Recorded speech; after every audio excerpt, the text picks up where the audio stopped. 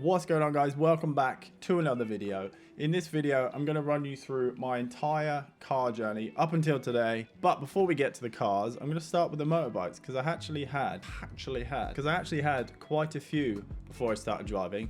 So let's start with the bikes. So I passed my CBT back in 2011 and my first bike, my little first bike, was a Honda CBF 125. I used that thing mainly just to get to work. Back then I wanted to be a stuntman, and one of the requirements for getting on the stunt register is to have like a bunch of experience working on sets, like TV sets, film sets. So I used to just use this thing, ride all over the country, just to different like filming locations, studios, non-stop, silly hours in the morning as well. Pretty basic 125, not the best looking thing, but it did the job. And after a little while, a bit of saving up, I ended up getting a proper bike, bigger bike, big daddy, big brother to the CBF. I got the CBR 600, much bigger bike, safer, more comfortable, more powerful. It made all those journeys so much nicer. Then after I got bored of that one, I went for something a little bit more naughty. I ended up getting a Yamaha R6. That thing made the long journeys hell, way less comfortable, but it was a proper sports bike, so it was way more fun. I also put like a little stubby exhaust on it, so it was way too loud.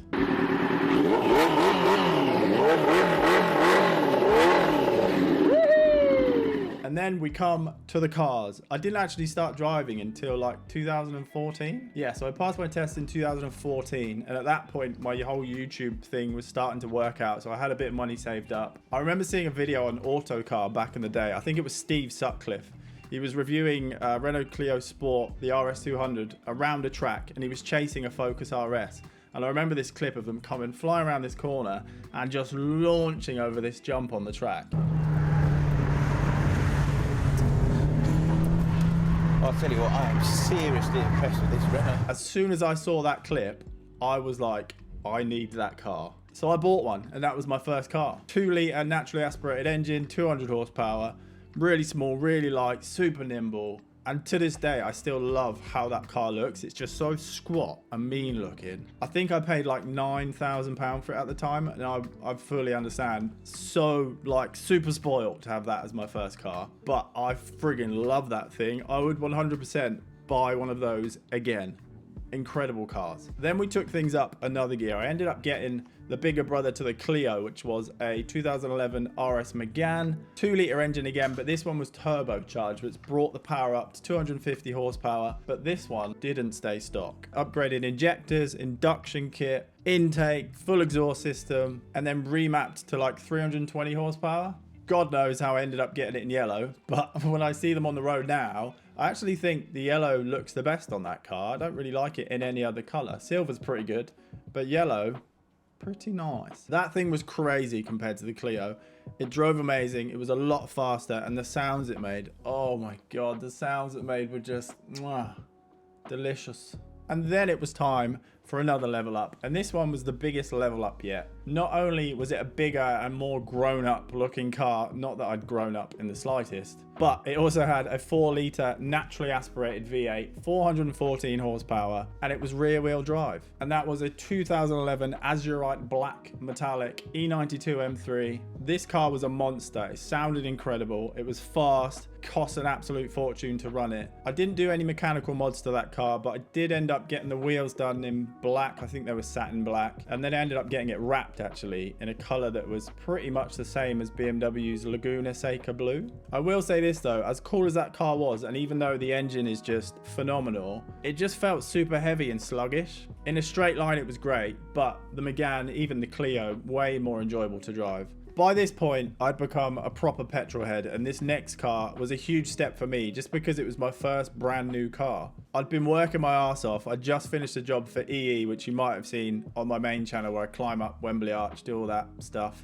I wanted to treat myself, so literally the day after I finished filming, phoned up BMW, put in an order for the new M4 that they just announced back then. It wasn't even a thing before that. It was sapphire black, Silverstone grey interior.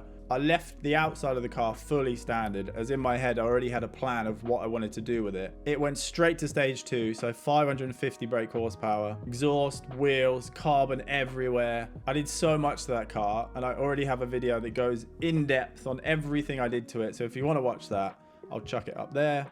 I loved that car. I did so many road trips in it. I took it around Europe a bunch of times. I ended up doing over 50,000 miles in it. It sounded like thunder.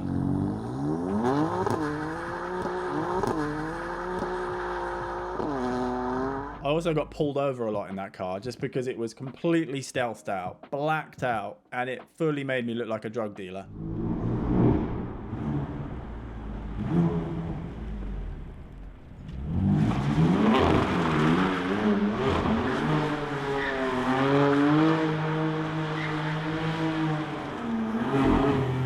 To go alongside the M4, I actually ended up getting another bike, and that was a Ducati 899 Panigale. The Panigale is just bike perfection, in my opinion. It is so good looking. I got it in red, but I ended up taking it all apart, getting everything resprayed in a color, I think it's called Blue Cepheus? Blue Cepheus? It's a Lamborghini color.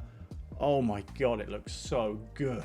Amazing bike, super torquey, but because I had the M4 and I was traveling quite a lot at the time, it actually just ended up sitting in my kitchen. So it was more of a piece of art than anything, but it was incredible. I love Panigales, and if I ever get a bike again, it will 100% be another Panigale.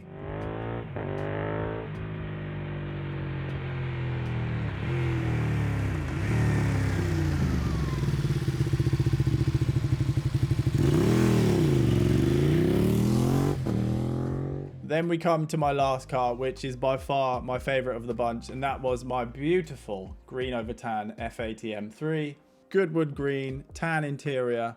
This was just spec perfection in my eyes, and when I found it, I went straight up to Sandow BMW in Wakefield, traded in the M4, drove home in this beauty.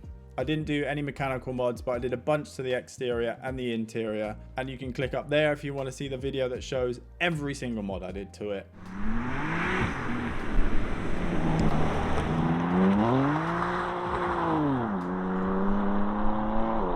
I did about 20,000 miles in that car, loved every single mile, and then this happened.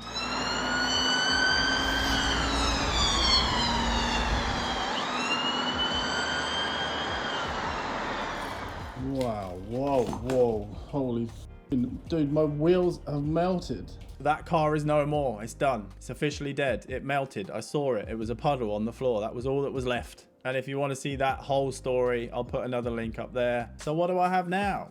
Well, I don't actually have a car at the moment. I haven't really needed one for a while. I'm looking to get one soon, but honestly, I just have no idea what to get next. I don't know where to go from the M3. None of the new cars that have come out recently have really, they're just not that inspiring. None of them I look at and I think I need one of those. My goal with this channel is to get to a point where I can just test out a whole bunch of cars, and hopefully I can find something that I want enough to get.